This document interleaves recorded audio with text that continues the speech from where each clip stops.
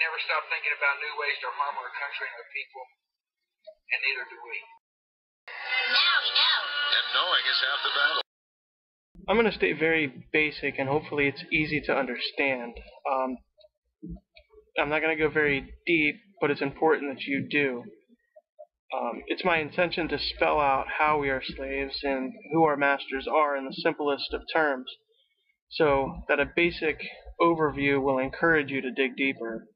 Hopefully it's kept short enough to keep your attention, yet long enough to give you enough understanding and knowledge so that you will ask more questions and demand answers.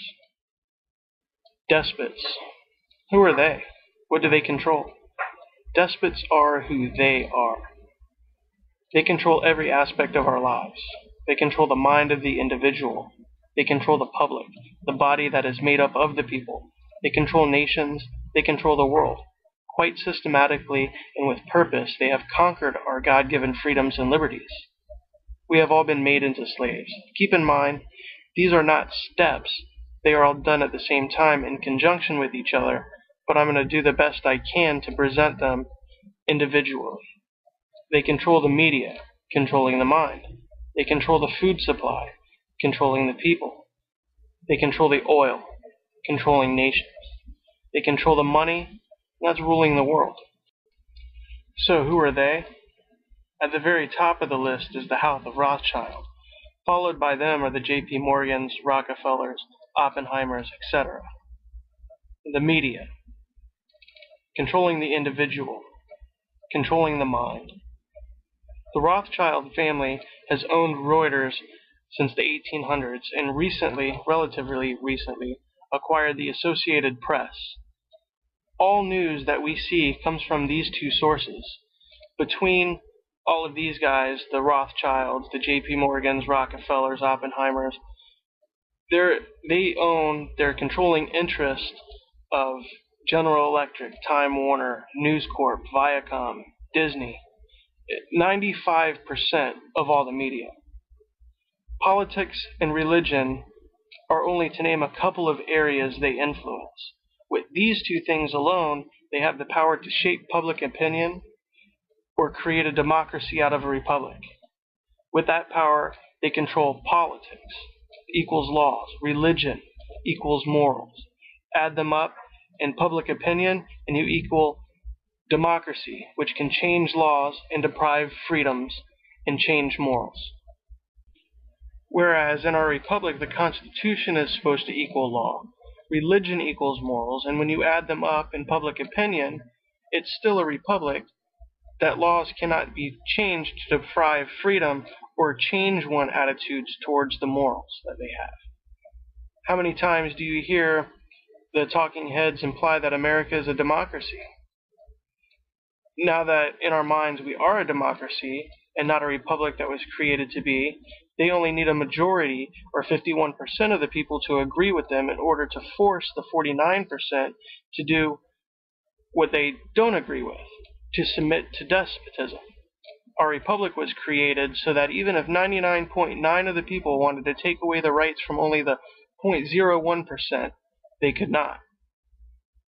So now, in part, they also includes us, and the heads of they can shift blame, and correctly so, to say that it's our own fault. This is how they're winning. Because of the media's ability to sway public opinion with their secret weapon, security, and the control of the political makeup, they control just about every aspect of our lives. Just to mention a few changes they have made, free speech has been abridged, there's no right to peacefully assemble, the right to bear arms has been infringed, unreasonable search and seizures, that's any search conducted without a warrant, are commonplace. Accused people can be assassinated without any trial at all. Private property is taken without just compensation. Rights simply do not exist unless they say so, contrary to the Ninth Amendment, and they take the liberty to assume that any power they want, they can have, contrary to the 10th Amendment. Now let's talk about the food supply, controlling the people. This is what I call the war on self-sustainability. You know the Grapes of Wrath story, right? The company comes in and takes the farm, and the self-sustained farmers become dependent on others. So let's skip that and talk about now. Monsanto, a chemical company, also is the leading producer of genetically engineered or genetically modified seed. These GMO seeds are known as Roundup Ready, and they own the seed.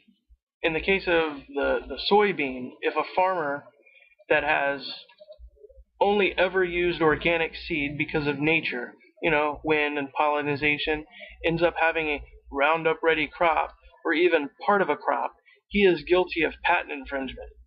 You see, Monsanto owns the right to the seeds, so even if they did buy them, he could not save the seed from the crop to grow next year. Is it a crime to wash Monsanto seeds? The Supreme Court, and specifically Justice Clarence Thomas, formerly of Monsanto, the chemical company, ruled in favor of Monsanto that they could indeed patent life. That is their seed, and no one can wash it for planting a new crop without paying. In essence, the farmer must buy new seeds each season.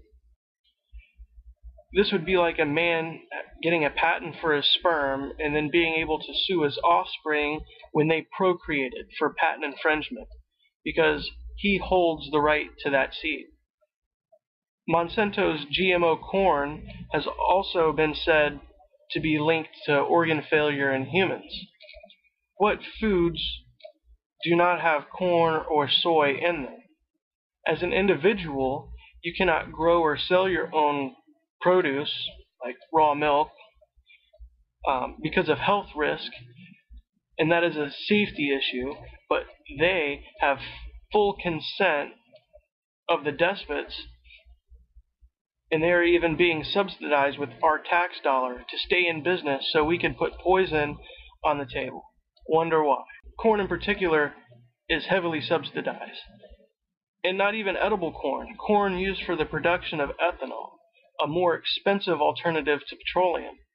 This adds to the price of gas, so we pay to subsidize it, and then we pay more to buy it. Makes sense, right? Here's an extreme but very true example of people control. So now we have companies like Monsanto and Tyson, and the media has convinced us that guns are no longer used for hunting, only robbing. We don't need guns anymore. So they start pushing legislation to phase guns out. The media doesn't say that our rights to bear arms, not own guns, was never about hunting, all about having a means of self-defense when a people fall victim to complete despotism. So when they control the media, they control politics, morals, the sway of public opinion. And when they control food as well, they become social engineers. By controlling 10% of all fuel, they can manipulate the price of gas to some extent without even using the control they have over oil. They can manipulate food prices and the price of many other commodities. They can control who can grow and sell food. They could define why and make obsolete why people would need a gun.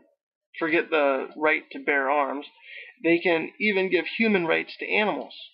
A side note on Monsanto is that they also own Blackwater. That's a small army. I wonder why. There are tons of social engineering projects they can do with food control. The most obvious is the population control. They can starve us like Stalin or Mao. Or do you think they could make us fat and give us diabetes? So they can kill us with a lack of food, which has been done before, or make us fat, slow, unarmed targets by feeding us food made of sugar, soy, corn, or GMO-modified corn, GMO-modified soy-fed, genetically modified cows, and genetically modified chickens. You pick. Well, you could think about that, and this is going to do it for part 1, the enlightened slave, mind, and body. Tune in next time for the enlightened slave part 2, nations and worlds.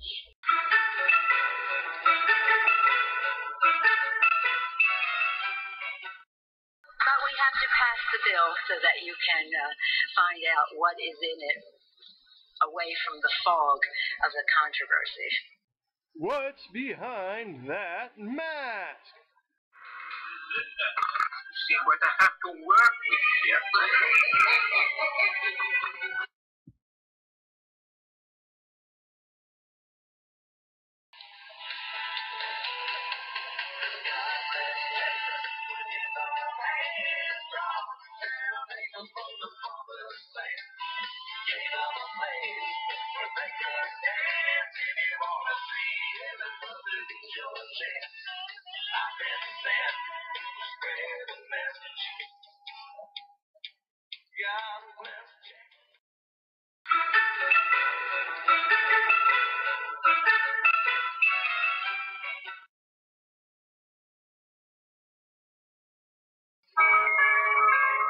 Resist, we must, and we will much about that be committed. Now we know. And knowing is half the battle.